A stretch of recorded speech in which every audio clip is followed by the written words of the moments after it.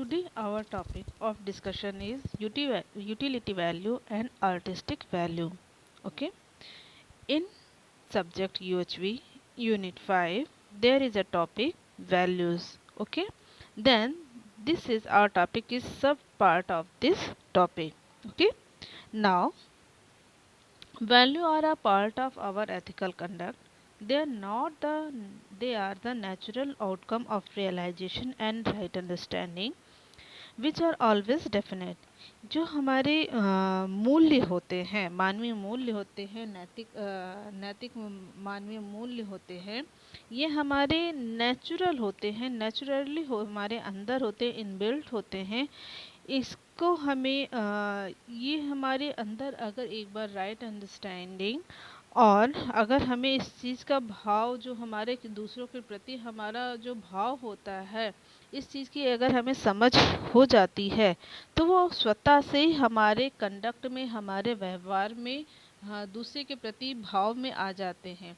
जैसे कि अगर हमारा किसी दूसरे प्रति व्यक्ति के प्रति कुछ अच्छा व्यवहार भाव अंदर से है, स्वतः है, और हम उसके बारे में बातचीत कर रहे हैं तो स्वतः ही वो हमारे भाव हमारी भाषा में, हमारे व्यवहार में प्रकट हो जाते हैं। ठीक है। तो ये नेचुरल आउटकम है। इसको हम किसी को डरा कर, धमका कर किसी के अंदर इम्पोज नहीं कर सकते हैं। ठीक है। कि अगर किसी के प्रति किसी का भाव अच्छा है तो वो उसके व्यवहार में, उसके जो स्वभाव होता है उसमें वो प्रकट होने लगता है। अगर किसी के प्रति उसका नकारात्मक विचार है उसके प्रति, और वो उसकी भाषा शैली में, उसके भाव में उसका नकारात्मक जो विचार है किसी दूसरे व्यक्ति के प्रति, वो भी प्रकट होने लगता है। तो ये जो हमारे भाव होते हैं ये हमारे अंदर होते हैं और उनका उसको किसी दूसरे के द्वारा नहीं किया जा सकता है लंबे समय तक। तो यहाँ पर हमारे जो वैल्यूज़ जो होते हैं, द वास्तु मूल्य जो होते हैं, ये हमारे इसका ह्यूमन बीइंग में जैसे किसी व्यक्ति का जो भाव होता है नेचर के और सभी चीज़ों के लिए, इसको दो पार्ट्स में डिवाइड किया जा सकता है। जो वैल्यूज़ होती हैं इनको दो पार्ट में डिवाइड किया जा सकता है। पहली कैटेगरी होती है यूटिलिटी वैल्यू और दूसरी कैटेगरी होती है आर्टिस्टिक वैल्यू, यानी कि उपयोगिता मूल्य और कला मूल्य। ठीक है। तो द यूटिलिटी वैल्यू क्या होती है? The participation of human being in ensuring the role of the physical facility in nature protection and providing the means of for the body, it is known as utility value और उपयोगिता मूल्य। Second one is artistic value, यानी कि कला मूल्य। The participation of a human being in ensuring the role of physical facility to help and preserve its utility. For example, दोनों चीज़ों को समझने के लिए हमें यहाँ पे एग्जाम्पल लेंगे कि आखिर उपयोगिता मूल्य और कला मूल्य में क्या अंतर होता है।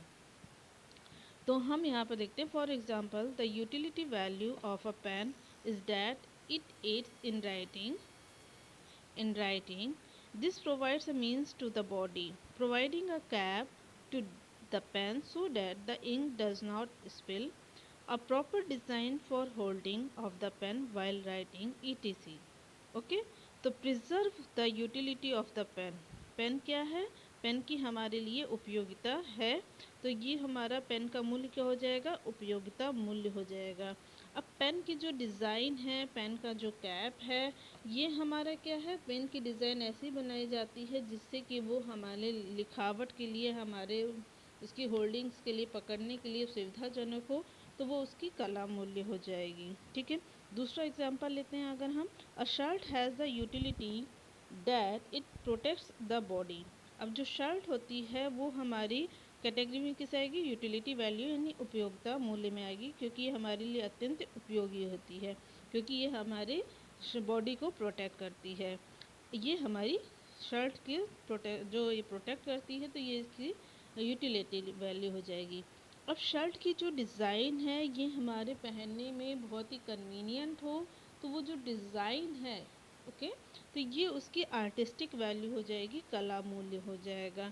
तो इस तरीके से हम नेचर में हमारे और रेस्ट ऑफ द नेचर के बीच में जो हमारे डिफरेंट टाइप के वैल्यू जिनके होते हैं उनको दो पार्ट्स में डिवाइड किया जाता है। First utility value, second artistic value.